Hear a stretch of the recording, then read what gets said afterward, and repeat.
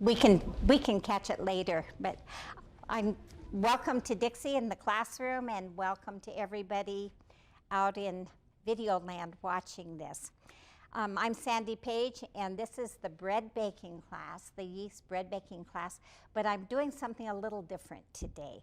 This is the 8th semester I've taught at ICL, and it's been called Yeast Breads.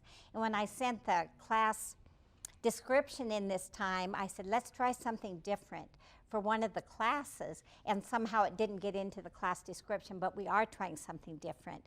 Instead of demonstrating yeast bread today, I'm going to talk about my favorite, I'm calling it essential tools and ingenious gadgets for the kitchen, and I'm going to go through them all. And then I'm talking about my favorite baking, not my favorite, but what I think are the secrets to baking success in cookies, in cake, in biscuits and scones, and and in pie crust. So that's what we'll be talking about. And if you access the handouts, you got all of that information in the handouts today. So first of all, we're going to talk about kitchen tools. And I need to tell you, next time, November 11th, we will go back to yeast bread. And because it's close to the holidays, I'm going to do a filled bread. And I think I have a picture of what we'll be doing. Something like this. I guess you can see that. Need to tip it. I don't know where I need to tip it. This is a babka, which is bread with chocolate in, which doesn't appeal to me, but my students seem to like it. And I'm going to do that, and then I'm going to do one with a savory filling. And it's a different way of filling it and twisting it. And then I'll do a 6-strand braid. And then I had a request from one of the students to talk about artisan bread. And then Dixie and I were talking about doing artisan bread with whole grains in. So we'll talk about next time. Actually, it was sourdough bread that the student wanted. So I'm thinking she means to start your own, capture your yeast at home and do it. And we'll be talking about that. So let's talk about kitchen tools. And please break in at any time if there's something you want to add or ask about what we're talking about. And I've tried to line them up in order of importance. Although I had a hard time with these first 6. I kept switching them around because I think, oh, that's really important. No, that's really important. So we'll start right out with a measuring cup.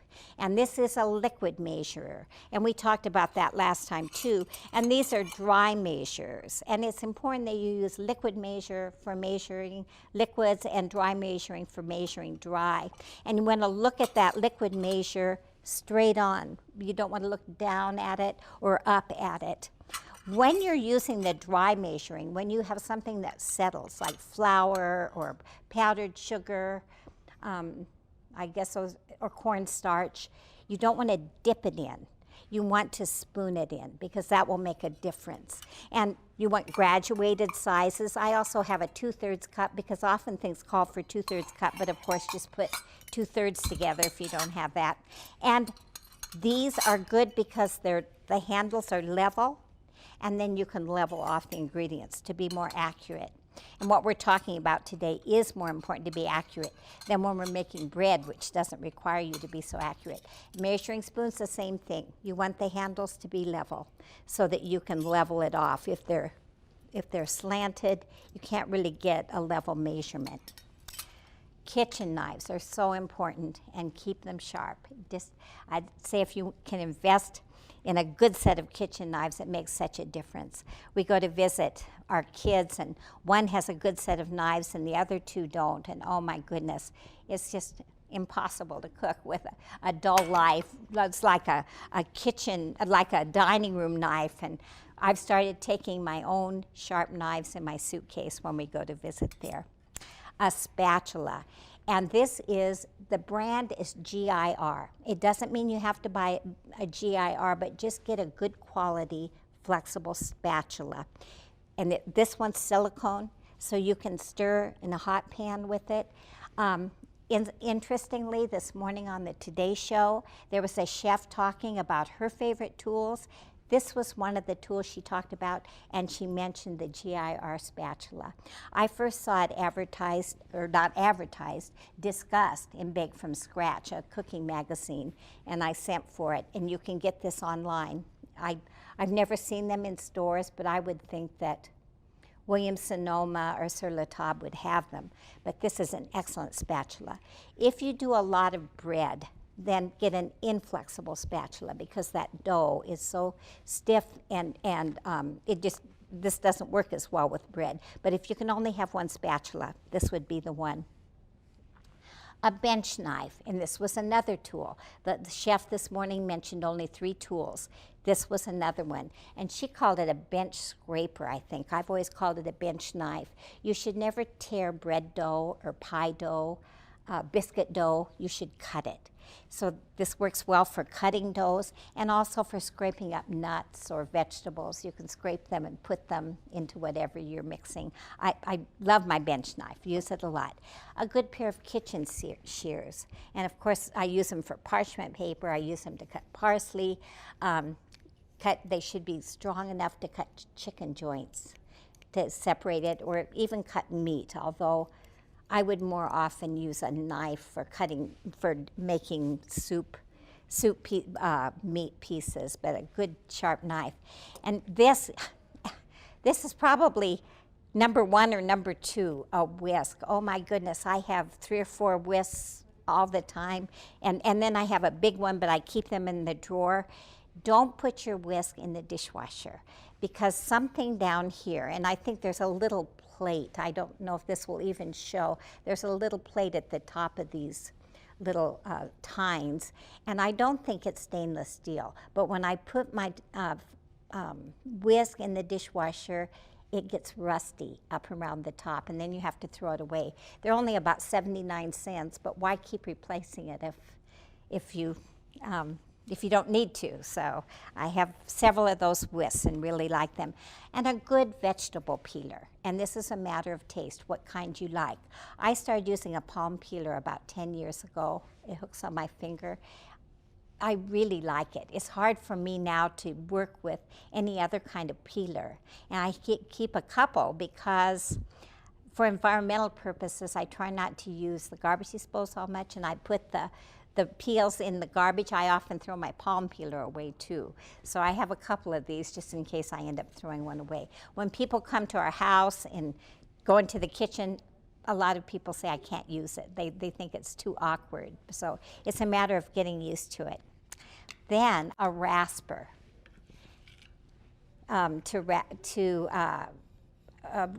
to scrape citrus peels or garlic, or you can do cheese on it. I have several sizes, and along with that, whenever we have oranges, often before we eat them, I'll wash the orange really well and then zest it and take that zest, keep it in a little plastic bag in the freezer, and then whenever you need some zest, I have a bag with lemon zest and grapefruit zest. I have a recipe that uses grapefruit zest and orange zest or lime zest, and you just have that frozen zest in the freezer then to use.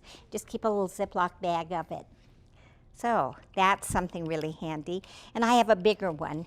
I think I have 3 or 4 sizes because I use them a lot. A good sieve, and I use this for sprinkling powdered sugar so the powdered sugar comes out nice and fine. Or when I'm straining soups or sauces, this little sieve is really handy to have. I'm starting to get sort of toward the not so important. These first ones were the important ones. A good grater, and this one has bigger holes than the zester. And this has feet to let it set up so I can put it over a plate or over a pie dish to grate cheese or breadcrumbs or whatever I'm grating. I used to have a box grater with 4 sides and the handle on top. I wish I still had it. I got rid of it. I decided I didn't need it because it took up too much room, but it's so much nicer, you know, to be able to hold that box grater and do one of those 4 sides around a box grater. A thermometer. I started using a thermometer about 6 years ago, and they're so nice to have because of bread. I've baked bread for 45 years, and I used to, you know, the recipes say thump it And if it sounds hollow, and I'd thump the bread and think, does that sound hollow? Is that hollow? And sometimes my bread would be gummy, and sometimes I'd get it too done. So with a thermometer, you can be really precise. And the temperature that you want French bread or artisan bread is 200 degrees internally. If it's whole wheat bread, 195 is okay, or cinnamon rolls, dinner rolls, 195, but anywhere between 195 to 200 degrees. You can also use this for meat. You can use it for candies, anytime you need a thermometer. This is a thermopan, and they are more expensive, but I bought a G dealer, and it's the letter G and the word dealer all together with no spaces, and it was $14.99, and I really think it's just as good as this one. So if you're in the market for a thermometer. Here's another spatula, and it isn't that this one is so important, but my students are always interested when I show this. You know, you can buy a spatula. I don't know if you can see this. You can buy a spatula that's split to scrape your beaters on your mixer, but they're more expensive, so just get a less expensive one that's flexible and cut it yourself, and you can clean your beaters with that. My students always seem to think that's a great idea. I don't even use it that much. I use it more just to demonstrate when I come to class. A cookie scoop. You can use this for melons, but the reason this is nice to have is to keep all your cookies uniform. Keep them the same size when you're putting them on the pans. A pastry brush, and I have quite a few pastry brushes that are natural bristle, and if you read in cooking magazines, they say use a natural bristle pastry brush. The reason I don't like them as well is I'm never sure I can get them clean.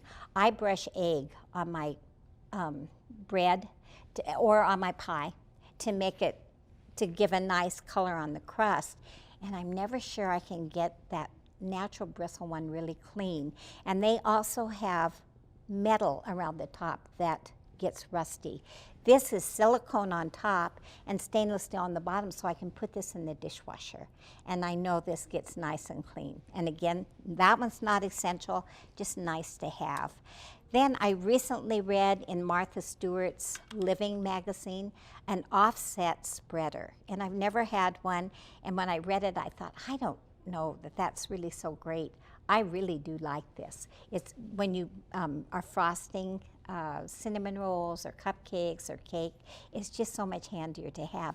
And it's good for using for leveling too. Here's something I don't know that's an essential tool, but I like this when I'm cooking pasta or vegetables and want to get them out and not get any of the broth or any of the water that's in it. This is nice to have. And I forgot to talk about a colander, which is very important, with the nice big holes. I use this to drain, of course, you know what we use it for. Draining pasta, draining vegetables, washing fruit. The one I use most is a cheap plastic one that has like a bowl underneath to drip, for the water to drip into it. Okay. Talk about this baking mat, and I think I talked about this last time. I use a baking mat a lot. This is a silicone mat. They say when you buy them, on the wrapper it says you can use up to 1,000 times. I had one that I bought in the year 2000, and just this year it was exactly like this, and the color, it had started to get kind of a funny color, and I thought, you know, I wonder if I've used that 1,000 times. And I know that plastic can be a carcinogenic. This is silicone, but I broke down and bought a new one. I actually have 3 mats because when I make cookies, I have several pans going at once. But I put dinner rolls on that, cookies. I make runces, you know, a meat-filled sandwich, artisan bread. Not in the really hot oven, the artisan bread, but French bread up to 400 degrees. I think they're good up to 400 degrees, but I really like the silicone mats. Either that or parchment. I use a lot of parchment paper too. I never grease a cookie sheet. Okay, I don't want to skip anything else. Oh, this. I'm trying not to use so much plastic and for the environment, and it's also expensive. So I have some of these covers flexible covers, and thank you, Alana, for my little set of covers. This will go on a bowl. You can get these on Amazon. There are other kinds of covers that you can use, reusable covers. You can wash this in hot soapy water. For a while, last year, 2 years ago, I was encouraging my students to use beeswrap, which is a bees wax covered cloth, cotton cloth, and that worked great, but I kept washing it in water that was too hot and all the wax washed off. So that's the advantage of this, and they do come in several sizes. I think I told you that. If you grind a lot of seeds, like cumin seed and anise, star anise, coriander, black pepper, I've had several this is not an herb, it's a seed grinder. And this is a Kuhn Rikon. They're made in Switzerland. Any products made by Kuhn Rikon are excellent. They're a little pricier, but they're very well made. And it's just like a ratchet in it, and you can grind your seeds, and it does a great job. If you need to clean it, put some rice in it, and that will help clean it. Okay, a good ladle is good to have. And this isn't the ideal kind, but I have 3 that are not ideal, so I can't buy another one. The ideal kind would have a pouring spout on it and a slanted handle. This one came with an all-clad pan, and while I'm talking about all-clad, if I were younger and if I had an unlimited budget, I would get all-clad cookware. It's made in America, and that isn't why I like it best. I like it best because it is best. And Cooks did a research study on best cookware, and they came out with all-clad being the best. It's very pricey, so at this point in my life, I won't invest in all-clad, but if you're in the market for a really good set of pans, I recommend all-clad. This came with the one all-clad pan that I have, and it has a little hook to set it up on the pan. So you can set it on the pan while everything's cooking and then take it off when you want to.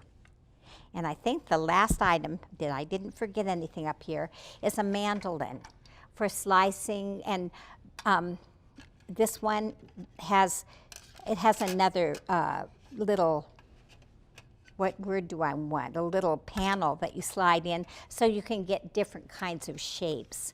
You know, you can have it in slices or dice it or make fancy shapes, but make sure, and this is voice of experience, make sure you use a guard back when you're doing it, because you get to the bottom of that cucumber or whatever you're slicing before you intend to, and it is really sharp. You don't want to cut yourself with it.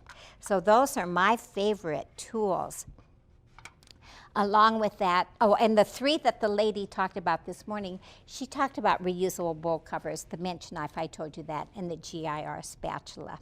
I thought, I got all my information and that title I lifted right from Cook's Magazine, the Essential Tools and Ingenious Gadgets. But I thought, well, I'll see what Martha Stewart says too. I really admire Martha Stewart, and I think she's great. I don't think, as far as her tools, I think she tends to push the product, to sell the product. But I thought, well, I'll see what she says. And there's nothing, she doesn't have anything that's not on here, and I took some things away that she had. But she tended to agree. Everybody tended to agree. Good measuring cups, good knives, a bench knife, a thermometer, good spatulas, and yeah. Then I read an article, what's better, a stand mixer or a hand mixer, a portable mixer? And this article said you can get equal results from both. The stand mixer is more convenient. So if you have a hand mixer, my mother-in-law always mixed her cookies by hand with a bowl and a wooden spoon, and she made the best cookies. So, you know, you actually don't need all these gadgets. You can still be a wonderful cook or baker without all these gadgets. But another thing about having a mixer, then I read another little tip.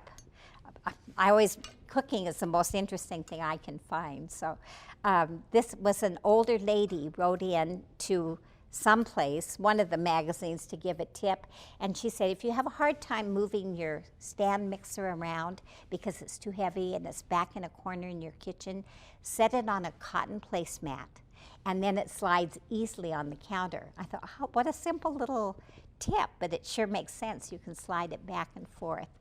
So those are my tools and gadgets. Do you have any that you like, Dixie? I think you pretty much mentioned Covered? everything. Okay, good. Well, good. I need to grab a drink, and then I'm going to talk to you about my favorite cooking magazines. And I've been through a lot. I used to, whenever I'd get a little offer of some kind of magazine, I think, oh, that looks good, I have to try it. But I'm down to my two favorites. Cooks, and I've gotten it for a long time. They have beautiful covers, but that's not why I like it. Excellent articles, and they do lots of research. For example, I'll think of a favorite article, and it was about sticky buns. And they said, is it better if you use 3 eggs or 1 egg? And the new technique is to make a roux, make water and flour, put it in the microwave for 10 seconds, whisk it, put it back in the microwave for 10 seconds, whisk it, and start your dough out with that. It makes a difference. It makes just, you think, why are these so good? That one little step. But they did it doing a roux, without a roux, putting a little bit dried mashed potatoes in it or not, putting more sweetener, doing the filling a different way, letting it rise longer. That's the way Cooks does it. And they also research all kinds of products, like what's the best baking sheet to use, what's the best food processor to use, and then they list them from best to not from highly recommended to not recommended. But Cooks I don't even know when it started. And it was started by Christopher Kimball, who and he used to write the best articles. And then it went bankrupt. And then Christopher Kimball took it over again about 1995. And he used to write the best editorials. And then I thought he died. But he didn't, because he has surfaced again and started another magazine. He's no longer connected, but it's an absolutely excellent magazine. I think it's $24.95 for 6 issues. It comes out every other month. No advertisements in it. It's my number one. And then somebody in my cooking classes a couple of years ago told me about Bake from Scratch, another excellent magazine. And it's what it's about, baking from scratch, with good tips, wonderful recipes, good pictures. So those are the only 2 magazines I get now. I used to get Bon Appetit. I don't like it. It has too many ads. I don't really like the recipes. I used to get Gourmet, Taste of Home. Those recipes are not tested. They're just recipes people send in.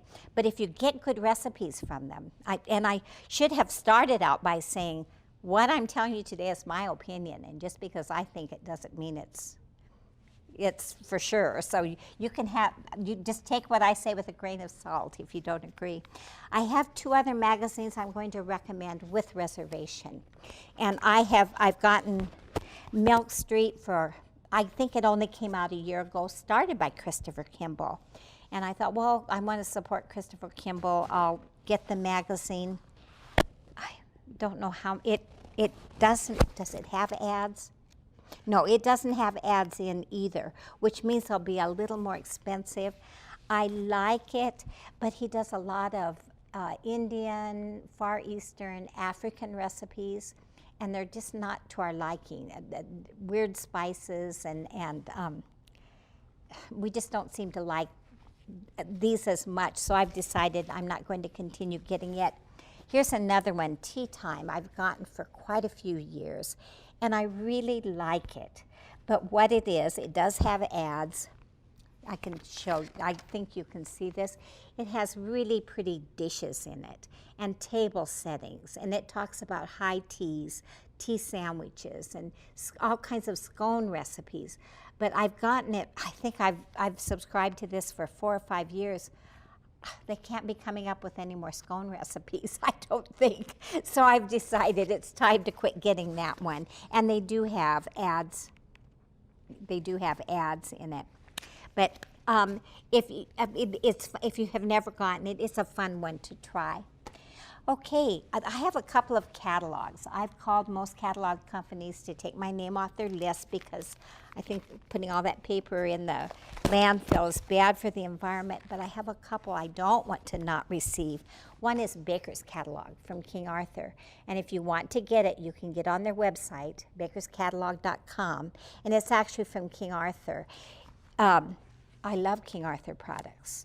They tend to be pushing some things that I don't think are so good, like mixes and additives and like a bread dough enhancer that I don't like, and some recipes I don't like, but they're not recipes, products I don't especially like, but they guarantee everything. I returned one because I didn't like it, and they accepted my complaint, but they also have good recipes in it and nice tips, and you can get on their email list and they'll have special offers. I went ahead and joined for $40 a year, then I don't have to pay postage at all. So, and for me, that's been worth it because I order quite a bit from King Arthur. And the other catalog, and I learned about this from a student, again, the Vermont Country Store. It's really a fun catalog. It's from Vermont, obviously, and it has a lot of old-fashioned things like lemon drops and peppermint candies and the old-fashioned Christmas ribbon candy, but clothes like the old-fashioned flannel nightgowns and aprons and kitchen tablecloths, or not kitchen, just tablecloths and toys. You know, I'd forgotten about Jack in the Box. So I got our grandsons a Jack in the Box and the top, the old-fashioned top, things I'd forgotten about. So it's another fun one, and you can get that by just putting VermontCountryStore.com and get on their mailing list. I also wanted to tell you about my favorite cookbooks. And Dixie, you can tell me about your favorite cookbook. I like Cooks, and they are connected with Cooks Magazine, but Cooks has they've published lots of cookbook, but their general cookbook is excellent. I feel like you can depend on all the recipes, and they also explain things they explain the science about what they're doing. I really like the Cooks cookbook. Then I have an old Betty Crocker from the 1960s and an old Better Homes and Gardens from the 1960s. I still get those cookbooks out so much. If I want to make meatloaf or lemon pie or brownies or just a white cake. And I gave when our son moved into an apartment, I gave him my Betty Crocker cookbook. He didn't cook anyway, so I asked for it back because I missed it. And then I have a cookbook, several cookbooks that friends have made up. Or if you have a community cookbook or a church cookbook, they tend to be the best. Do you have a cookbook you like, Dixie? Well, I have a lot of those community cookbooks, that type of thing, but I find myself always going back to that Better Homes and Gardens cookbook. Yep. It is an old one. Yeah. The new Betty Crocker uses lots of cake mixes, and I don't like that. I forgot to tell you about one of the products, supplies, the kitchen gadget essential tool is a cutting mat. And it's good to have a nice wood mat for breads, but you shouldn't use wood for meat because you can't necessarily, it's hard to get them clean, sterilized. So I have a set of 4 of these. I have a couple of sets of 4 of these, and they're colored. They're yellow, white, orange, and green. So I use the white one for onion and garlic. I use the green one for vegetables, the yellow one for bread, and then the red one for meats. And I stick these in the dishwasher. What's good about them, you can fold them. And, whatever, if you cut up whatever, the onions and pour it into whatever you're doing. They're just really handy to have. So that's all my tools. That's all my books. How are we doing for time? Oh, I'm ahead of time. I thought now I'm ready to talk about my baking tips. Oh, and I need to get a drink of water here because I'm talking so much. my email address is over here, and I know somebody wants me to talk about sourdough next time, which I will do, and about artisan bread next time, and then also the fancy shapes that we'll do to get ready for the holidays. I like to hear from you. I like to know. Don't think you're bothering me. This is my passion, is baking, so I'm glad to get any questions. And when you do send me something, put in the subject line, baking or ICL, something so that I'm sure that I open it. Okay, now I'm going to talk about baking tips. First, I'm going to talk about general baking tips. Then I'm going to talk about baking tips for making better cookies, tips for making better cake, for making better pie crust, and for making better biscuits and scones. So first, general tips about baking. One good tip is always read through the recipe if it's a new recipe. I don't know how many times I got in trouble before I realized I need to read through the recipe, because you might be cooking a sauce over here and then you'll read, have mixed your egg yolks separately and with the sugar, and then, oh my goodness, what do? What you have to keep hot is getting cold and you don't have the egg yolks done. Read through it. And another good tip is to have all your supplies, all your ingredients, and all your tools right there in front of you in the order that you're going to be using it. It just makes it so much easier. Another good tip is to have a sink of hot soapy water by, and just drop your dishes into it, and just makes your cleanup so much easier. They've soaked. And as I told you last week, I know Dixie said she was glad to hear this tip. When you have something with flour in, put cold water in it, because it makes the flour dissolve, and you can pour that away. If you put hot water in, it cooks that hot water and it makes it harder to wash it up. So that's about the baking tips. Cookware, I don't like Teflon for breads, quick breads, and there are 2 different sizes of pan for quick breads and yeast bread, and I didn't realize that quick bread is, I think it's 9 by 5, whereas yeast bread is 8.5 by 4.5. So make sure you use the right size and use whatever size the recipe says. I have some ingredients that I really like. But I guess I need to preface that by saying always buy the best you can afford for the ingredients. And that doesn't mean it's the most expensive. And the example I'll give you is Lehigh flour. We can't get it here in St. George that I know of. I had a snowbird friend who used to bring it down to me from Lehigh, and we went through this summer and bought 50 pounds. It's $7.99 for 25 pounds of Lehigh flour. I always used to use King Arthur, and it's $5.49 for 5 pounds. If you compute how much that is for the Lehigh, it's about $1.75 for 5 pounds. And I don't buy Lehigh because it's cheaper. I buy it because it's better. And where I learned about Lehigh flour, when we first moved here 7 years ago, our neighbor was a bachelor, and he did so many nice things for us, and so I'd give him bread because he liked bread. And he said, have you ever been to Kanab? There's a little restaurant there, and it's a Scandinavian name. It's not Johnson's or Peterson's, but it's some Scandinavian name. It's across from the restaurant that has all the cowboy pictures in. But the first thing they give you when you come in is a big pan of rolls, and you can have as many rolls as you want, dinner rolls, and they are delicious. And he said they're the best rolls, and I wish you could figure out how to make them. So we went there, and the rolls were great, and I said to the waitress, do you share your recipe for these dinner rolls? She said, oh no, they're our trademark, but I can tell you we always use Lehigh flour. And that's the secret. And I think, I'm almost sure, that roll is a simple water, flour, a little sugar, and salt, and yeast. So it's a very simple recipe, and that's why you can eat as many as you want. They aren't expensive to make it all, but they're delicious. And I think the Lehigh flour is the secret. The other thing about Lehigh flour, when I was in Harmon's, it was probably a year ago, I said, would you ever start carrying Lehigh flour? And it was actually one of the managers I was talking to, and he said, well, no, we don't carry it, but I can tell you we use all Lehigh flour in all our baked goods, in all the Harmon stores. And it was the Harmon stores that kept Lehigh flour mills from going bankrupt. So there's another plug for Lehigh flour.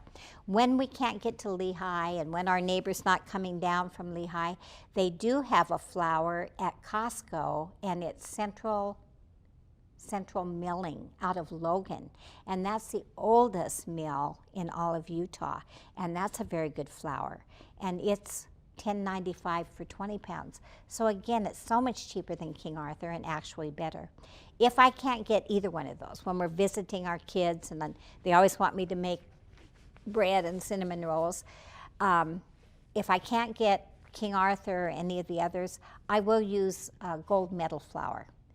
And it's fine, it's not as good.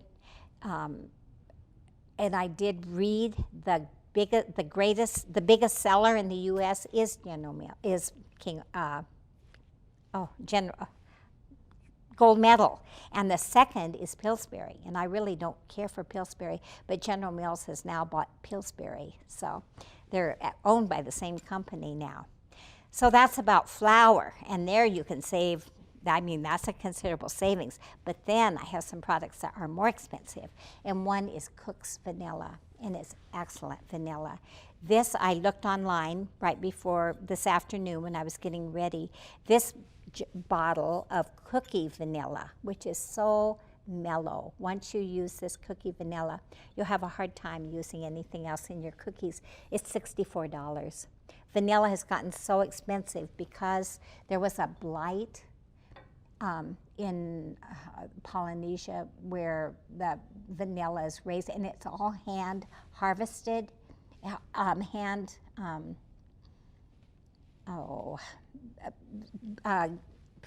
pollinated. It's all has to be done by hand. So that's one reason it's so expensive. But I really like it. If you can't get Cook's, I also like Nielsen Massey. And then there's a new brand that the cooking catalogs are advertising. It's Heilala, Heilala. And I ordered that. They had it 20% off. It is good vanilla too. But I have a hard time using any other. I don't use any other kind of vanilla. That's one of the places I splurge. Then I talked about this. This is a Utah salt, this Real salt. I really like this salt. No preservatives, no additives. And I have an article that says it actually is beneficial to your blood pressure to use this salt. That's what the article says, and it's not from them, it was from someone else. And then I have spices that I like out of Wisconsin, Penzi spices. They no longer have a catalog, they used to, but you can access them on the website, Penzi spices, and I like them. And they always have a promotion. You can, Penzis.com, and it's free shipping if you order $40 worth, and they usually give you some free spices along with it. So I think you'd be happy with Penzi's Herbs and Spices. Okay, let me see if I do have things to tell you, my goodness. Eggs should be room temperature when you bake with them. I set them out like 30 minutes before to let them come to room temperature. When the recipe calls for flour, I always sift flour, but be careful, there's a difference between 3 cups of flour sifted and 3 cups of sifted flour. So do whatever it says, but I do sift flour. You really don't need to sift flour. It's not necessary to sift flour because most of it is already pre-sifted, but I think it makes a better product when you do.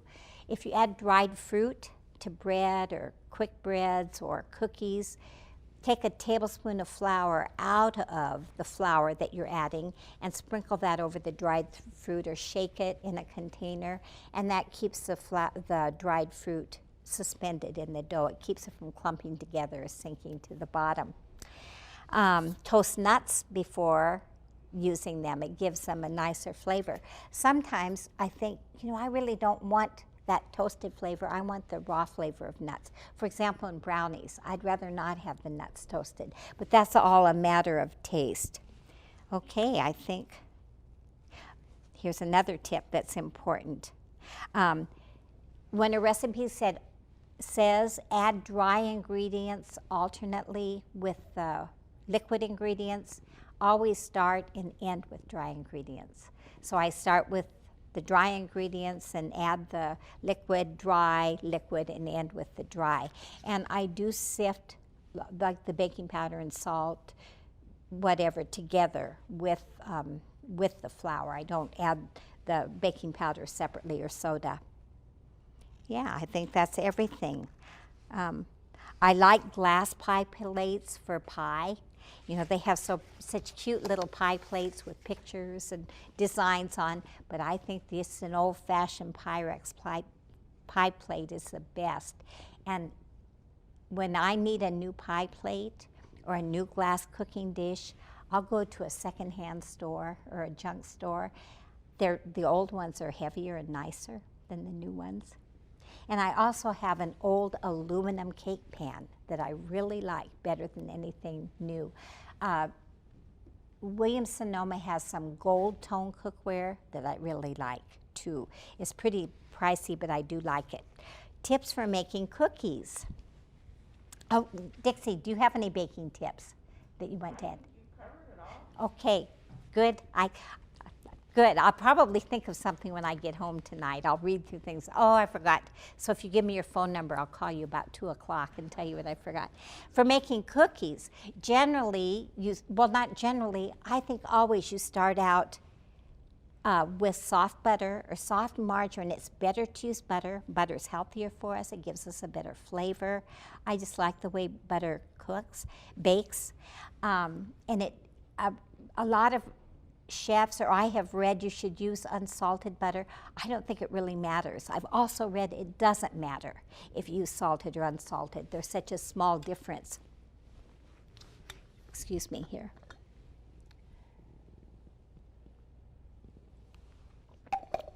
I get butter at Costco. I think the butter is, I like the butter. I think it's very good. We even use it on the table, although I have read that Irish Kerrygold or the French, what is a French butter? Does anybody know? Do you guys know anybody help me out? Okay, there's a French butter. And then Land of Lakes is another one that I read, and that's all a matter of taste, are all good butters. I have made homemade butter. I think I talked about that last time. I love homemade butter, and we just had house guests, and I made homemade butter and said, I'm going to start making homemade butter. So easy. Get cream. It's not inexpensive. It's more expensive than buying butter, but get cream, and I put 4 cups of cream in the mixer, in my stand mixer, but it splashes all over. So take a piece of wax paper and slash it and slide it around the beaters. Or take a towel, you put a towel over the whole mixer, do something to catch all those splashes, and just let it mix for about 12 minutes.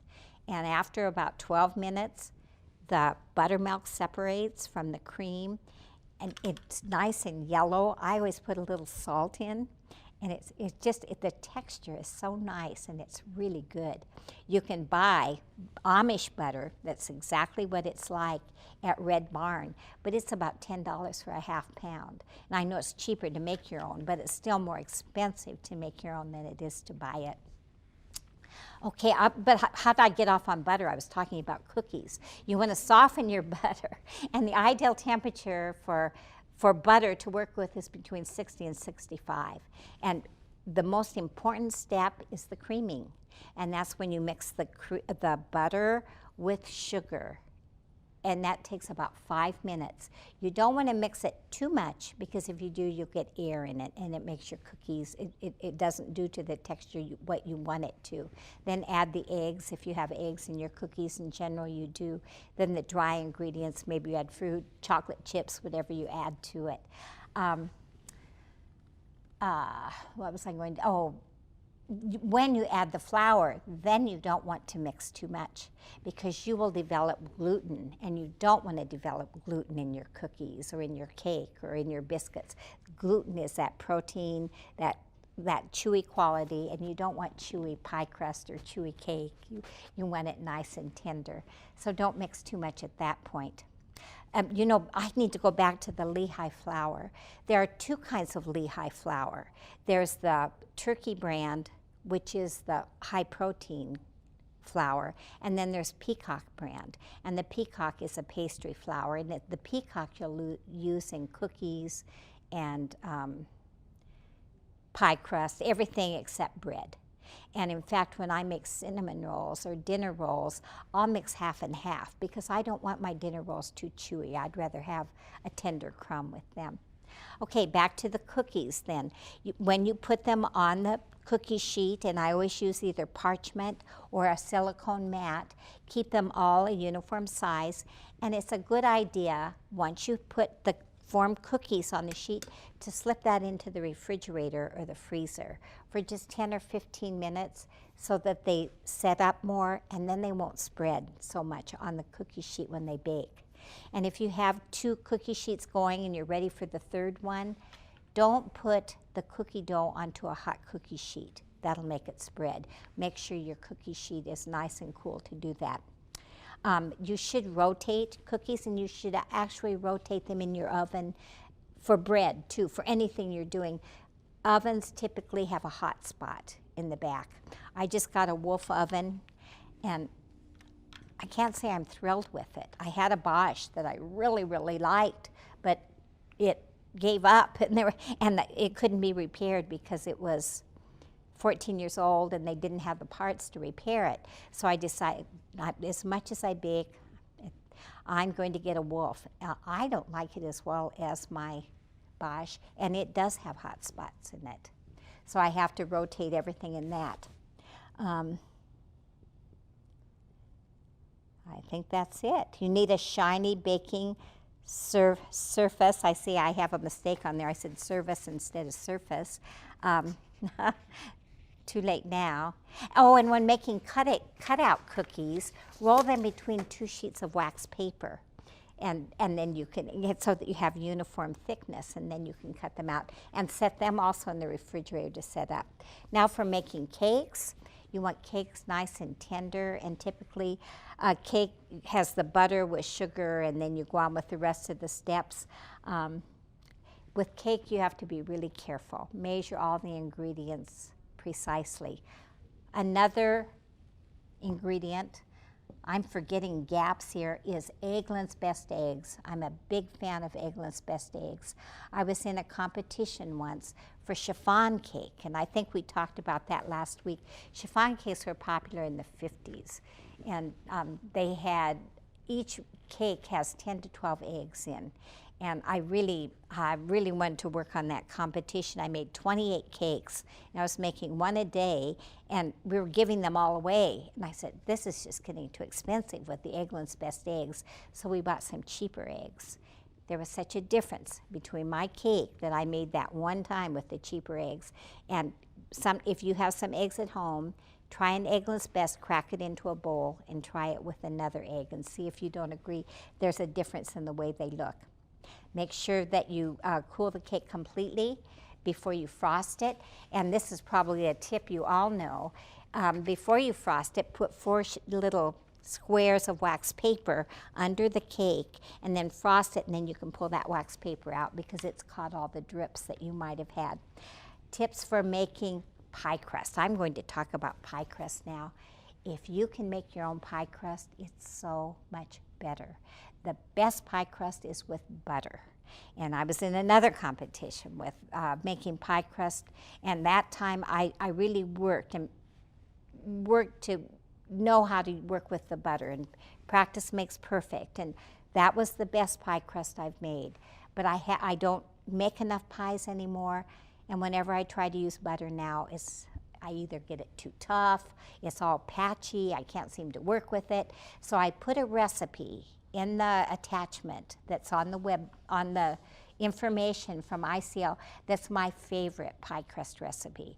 It's very short. It has 3/4 cup Crisco, all Crisco, with a cup and a fourth flour, and then ice water, a little salt, and I always put a little sugar in because it browns it. That's the best recipe. It's a good flavor, and I think you'll like it if you try it, and it's not hard to do. You blend the shortening in with the flour with a pastry cutter and with the salt and a pinch of sugar in it until it looks like cornmeal, and then sprinkle ice water on it and lightly toss it. And then I roll it out between wax paper or saran wrap. I think you'll like that recipe a lot. When you roll pie crust, I put it between 2 sheets of saran wrap. There are times you have to use saran wrap. In fact, I take a third one to fold over, and then I take my hand and make little creases in it, then roll from the center out. You don't want to roll back and forth on it because you'll make it tough. The less you work with pie crust, the better, and you don't want it to get warm from your hands. I have a marble rolling pin that I really like, and I also have a maple one with tapered edges, so I like both of those rolling pins. But roll from the center out, and then don't roll over the outer edges because you want it flaky, and if you roll down on those outer edges, that keeps it from being flaky. And that's the advantage of butter, is you have that, you want ice cold butter, and you want the Crisco cold too. But the ice cold butter, if you can keep those little pieces of butter in it, when they melt, that's what makes your pie crust nice and flaky. Another secret, my personal feeling about pie crust, don't take it out too soon. I think it should be getting nutty brown, and I like my pie crust to crunch when I cut it. Do you know what I mean? And I don't like a cream pie with a doughy crust on the bottom. Something else about pie, my neighbor came over just right before I started teaching the class, and I thought, oh, I'll cover that in class for sure. She said, I made a lemon meringue pie, and it just, everything was going so well, I could not get the meringue to set up. She said, I beat and beat and beat, and it just wouldn't set up. She said, I just kind of poured it on. Well, if there's a tiny little bit of oil in your bowl, or on your beaters, or in the spatula, or in the measuring cup where you measured the water, that will keep your egg white from beating up. So what I do, I take some boiling water and put my bowl and put the beaters in it and the measuring cup and the spatula, and I also break the eggs into one bowl and then dump that egg white into the bowl where I'm going to mix it up. I pour hot boiling water over it and then flip them over on my drainer, and they dry just within minutes when you've put that boiling water, and that takes care of any oil that might have gotten on them. Back to the meringue. What else was I going to tell you about? Also, if when you're breaking your eggs, you get a little bit of yolk in it, don't try to save it. You can't do it. Just take that egg and put it in the refrigerator to use later for something else, or have scrambled eggs. But don't try to put it into your meringue because that little speck of yolk will ruin it. And I also like my meringue to be nice and brown. Just sometimes it's almost too brown, but I don't, there's that fine, it's just half minute between being just right and getting too brown. So be careful about that. Okay, I think that's it for pies. Yep, it is. And my very last thing, how are we doing? Oh, I thought it'd be about an hour. The last thing is biscuits and scones. And it's the same thing. You want cold shortening. It's not like the cake and cookies where you want just room temperature. Ice cold shortening, cut it into the flour, and then add milk or whatever to the biscuits. And the difference between biscuits and scones. Scones are a little sweeter. They're drier and crumblier, and often have dried fruit. And as I told you, that Tea Time magazine, oh my goodness, they have, every month they come out with a new slant on scones. But scones are something they have in the British Isles with their tea time, with their high teas. And they've become more popular here. And I do like scones with clotted cream. And if you can't get clotted cream, you can take a cream cheese and cream and a little powdered sugar and make your own clotted cream. And good with a good jelly. And I think, when you bake the biscuits, if you want soft sides, put them side by side on the baking sheet. If you like crispy sides, then spread them apart. So I think that's everything I wanted to cover today.